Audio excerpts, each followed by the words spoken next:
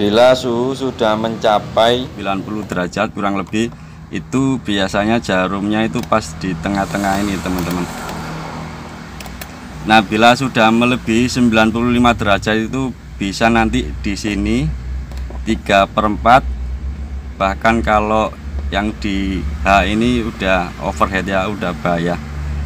Nah, saya pribadi atau saya sendiri itu biasanya kalau udah ada tanda-tanda jarum temperatur ini melebihi garis tengah atau mungkin 3/4 di sini, itu saya sudah waspada teman-teman. Itu saya biasanya langsung berhenti, saya parkir, saya cek kondisi mesin saya atau komponen-komponen yang bisa membuat mesin menjadi overhead. Jadi jangan sampai nunggu overhead ya. Kalau saya itu sudah waspada di situ. Soalnya kalau sudah overhead atau kita tidak melihat temperatur sudah overhead, itu berbahaya teman-teman ya. Itu bisa menyebabkan mesin mati karena berhenti sendiri ya, karena panas itu. Parahnya lagi itu silinder head atau silinder kop bisa pecah, bloknya pun juga bisa pecah. Assalamualaikum, apa kabar teman-teman? Ketemu lagi di channel saya Eri1179. Kali ini saya akan mengulas tentang mesin overhead ya, atau kondisi di mana mesin, khususnya mesin mobil ya, mengalami panas yang berlebihan. Sekaligus saya akan ulas apa-apa saja yang membuat mesin menjadi overhead. Oke, langsung saja saya mulai teman-teman. Oke, saya lanjutkan teman-teman ya. Ini ada contoh mesin mobil saya, Suzuki Forza.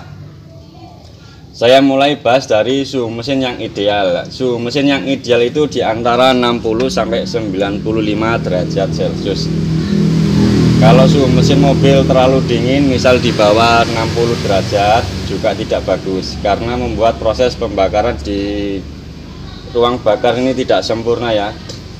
Nah, kalau suhu sudah di atas 95 derajat, ya kita juga harus waspada. Biasanya suhu di angka 90 atau 90 derajat itu kalau kita lihat di jarum speedo yang di temperatur mobil ya, temperatur suhu itu posisi jarumnya itu biasanya di tengah-tengah.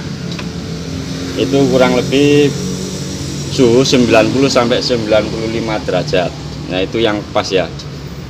Nah, kalau saya sendiri pribadi ya, kalau waktu mengendarai mobil, kalau jarum temperatur itu sudah melewati garis tengah atau sampai 3/4, itu saya sudah waspada teman-teman ya. Saya biasanya langsung berhenti, saya cek-cek komponen yang membuat overhead karena itu sudah tanda-tanda mesin overhead atau panas yang berlebihan. Nah, bila sudah begitu, sudah ada tanda-tanda mesin overhead, ini teman-teman beberapa bagian yang saya cek yang biasa membuat mesin itu menjadi overhead atau panas berlebihan.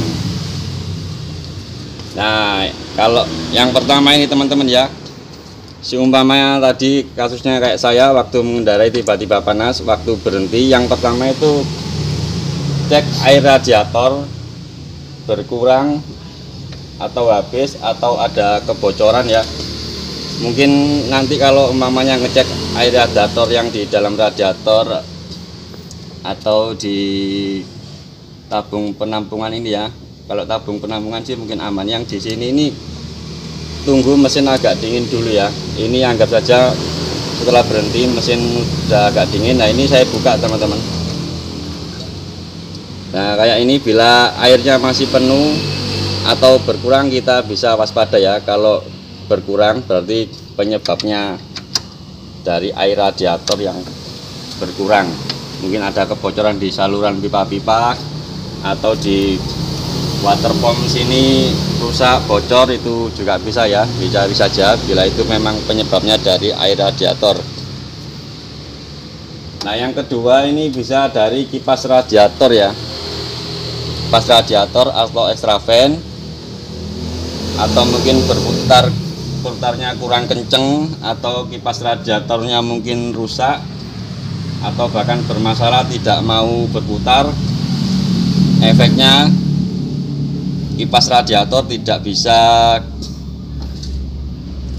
menyedot hawa panas yang ada di radiator. Nah akibatnya temperatur mesin jadi panas, mesin bisa overheat. Itu yang kedua.